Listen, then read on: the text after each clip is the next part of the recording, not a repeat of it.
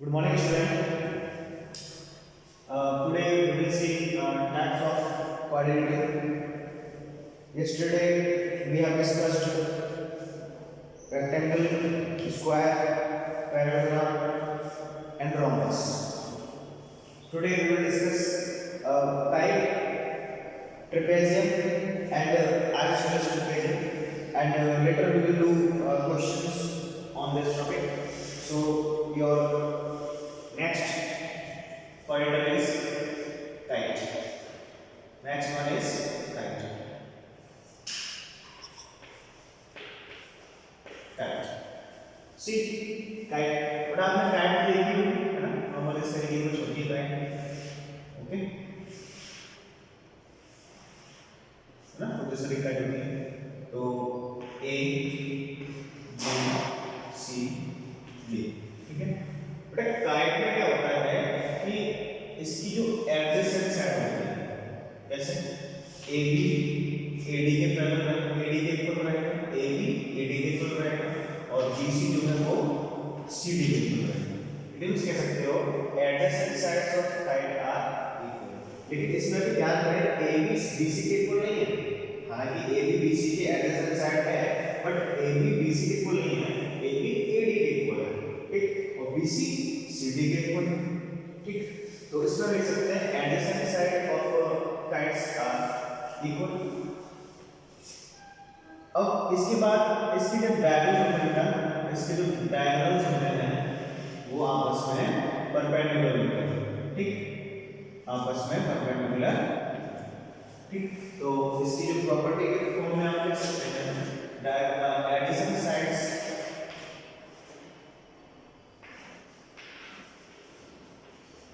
adjacent sides are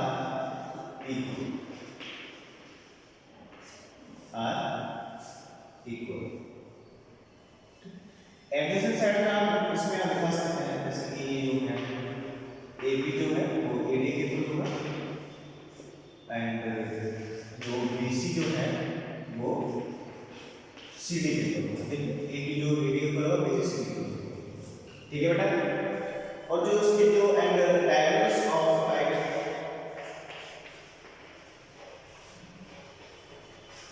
diagonals of kite are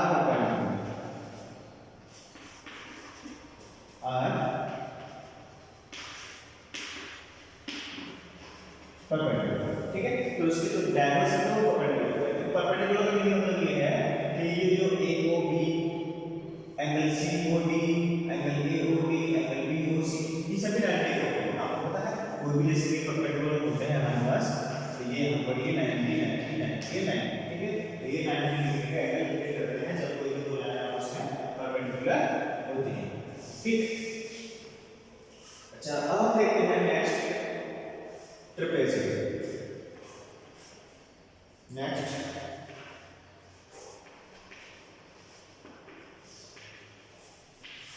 trapezium, ठीक है.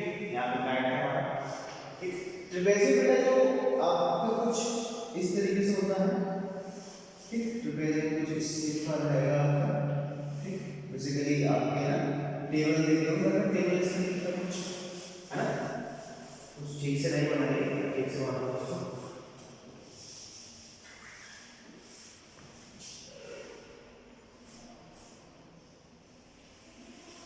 ठीक है. तो ये हमारे पास क्या रहेगा, ट्रेपेजियम रहेगा. इसको नाम देते हैं PQ R and S, ठीक है. बट जो ट्रेपेजियम की प्रॉपर्टी होती है उसमें एक ही प्रॉपर्टी इंपॉर्टेंट क्या एक ही प्रॉपर्टी होती है, जो PS है वो PQR के पैरेलल होगा. इसमें one pair of opposite sides are is parallel, one pair of opposite sides है पैरेलल. इसमें एक ही पेयर पैरेलल होता है. ये जो PQ और PR ऐसा इक्वल ऐसा नॉन पैरेलल साइड होती है और ये इक्वल होगी तो वो आइसोसेलेस ट्रेपेजियम होगा जो हम आगे पढ़ेंगे, ठीक है. तो इसमें बस यही है जो PS है वो QR के पैरेलल रहेगा. क्या रहेगा, PS है QR के पैरेलल रहेगा. तो यहाँ लिख देंगे हम एक ही प्रॉपर्टी है कि आप देख सकते हो one pair of opposite side one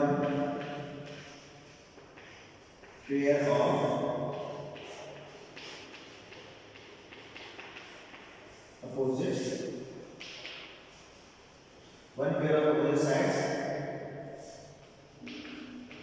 is parallel for the sample. ठीक है, ये सही होता है, ये साइन नहीं होता, ये होता है पैरेलल साइड. ठीक है, one pair of opposite side is parallel. उसमें हमने ये पेयर दिखाते हैं इसमें. ठीक. अच्छा, अब हम देखते हैं अपना next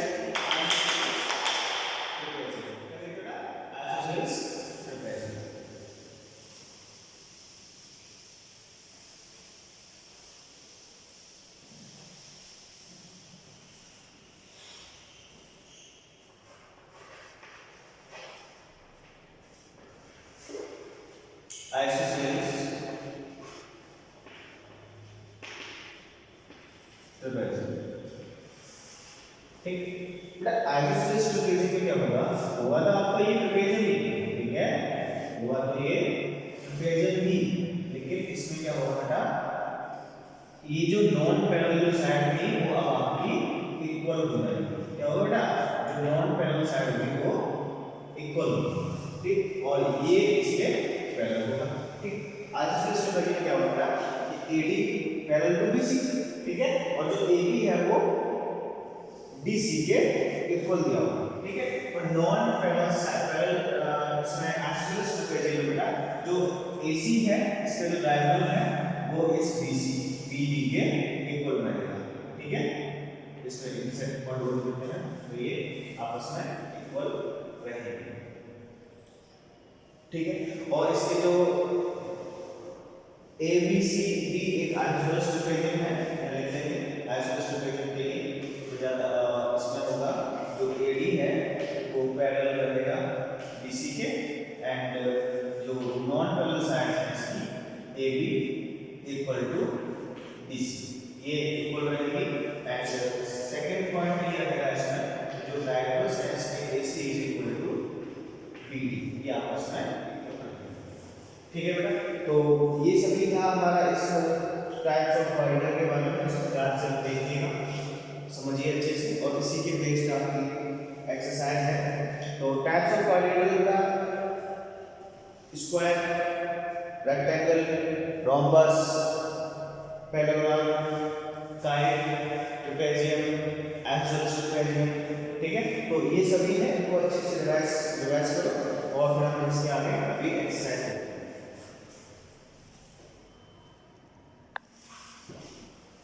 So now we will see exercise 39. First part of question number first. बेटा मैंने यहाँ पे कुछ पार्ट लिए हैं 1, 2, 1, 3 and 5. बाकी के बच्चों को पार्ट आप इस तरीके से अंडरस्टैंडिंग बेस्ड करेंगे, फोकस करेंगे. ठीक है, जो आपने अभी जस्ट सीखा है सिर्फ उसी बेस्ड पर ये एक्सरसाइज है.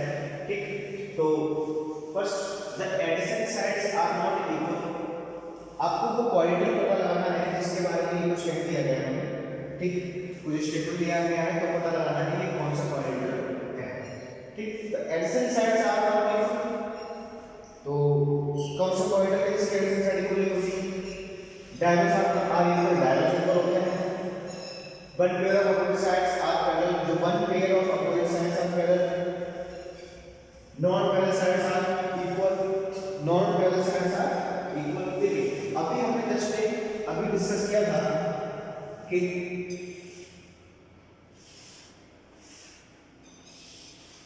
ये क्वाड्रेटिक है, इसमें ये पैरेलल साइड्स के पैरेलल होंगे और ये इसके था और ये इसके डायगोनल्स थे.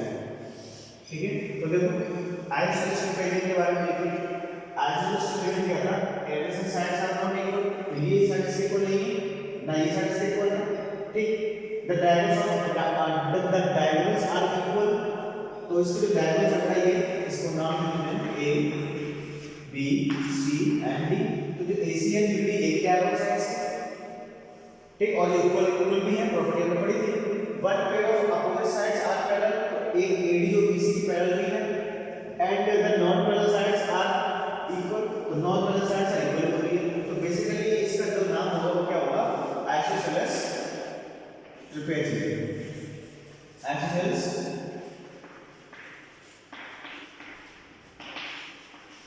ट्रेपेजियम, ठीक। आइसोसेलेस ट्रेपेजियम है जो ये जो लिखा हुआ है उस सभी को ही आइसोसेलेस ट्रेपेजियम प्रॉपर्टी की ही प्रॉपर्टीज है। आइसोसेलेस ट्रेपेजियम की प्रॉपर्टीज हैं ये सभी की सभी, ठीक।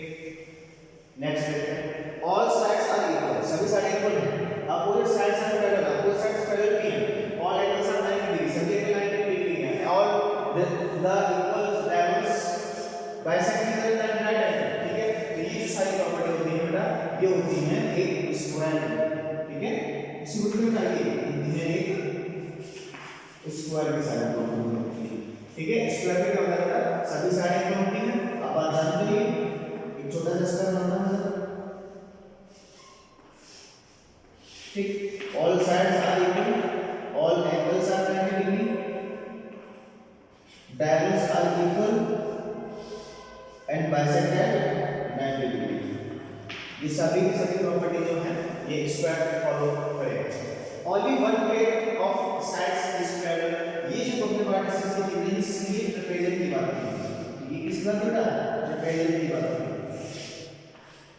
ठीक है।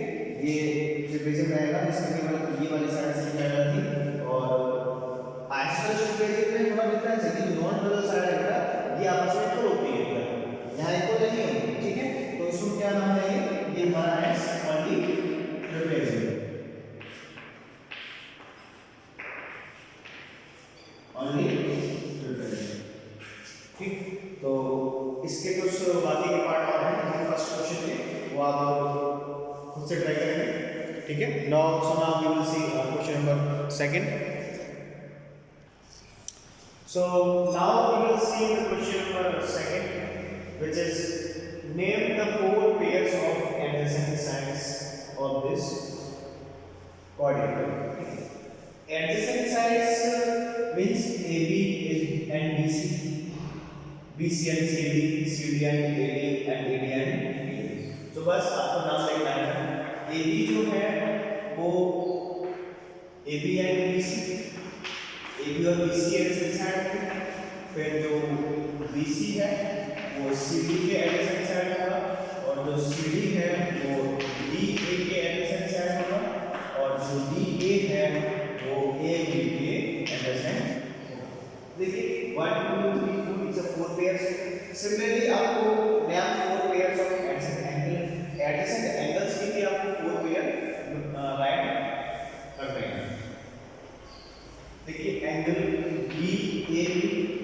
DAB और BAC, ये आपने पहले भी सीखा था, BAC, DAB and not BAC, it is ABC, it is ABC, and again angle ABC is adjacent to angle BCD, and angle BCD is adjacent to angle CDA, and angle CDA is adjacent to DAB. Okay, so again these are the 4 pairs of adjacent angles 1 2 3 4. Similarly, the name the diagonals of this quadrilateral. So diagonal is a line which join the opposite vertices AC and BD। Diagonals क्या होगा, जो opposite vertices को आपस में जोड़ेगा वो आपका diagonal, ठीक। ये AC and BD रहेगा, ठीक। थर्ड एंड फोर्थ क्वेश्चन आप अपनी तरफ से ट्राई करेंगे, ठीक है। थर्ड क्वेश्चन में सिर्फ कुछ आपको आइडेंटिटीज, कुछ आपको फिगर दिया गया है और फिगर्स को देख के आपको उसको थोड़ा आइडेंटिफाई करना है कि कौन सा फिगर हाइट है, कौन सा रोमस है, कौन सा पैराग्राफ है, ठीक है। तो ये सभी आपको देख के बताना है, ठीक है बेटा। सो आज की क्लास यहीं ओवर करते हैं। तो question number 3 and 4 you have to do in your homework, okay। And one more thing, आपका जो एग्जाम है वो फर्स्ट में अभी आपको डेट अनाउंस कर दी जाएगी P4 के लिए, तब तक जो है आप अपनी प्रैक्टिस करते रहिए। जो आपका chapter number basic difference geometry वो है P4 में, तो आप उसके लिए अच्छे प्रिपेयर करते रहिए और कोई भी डाउट हो इन केस तो आप मुझसे पर्सनली कंसल्ट कर सकते हैं।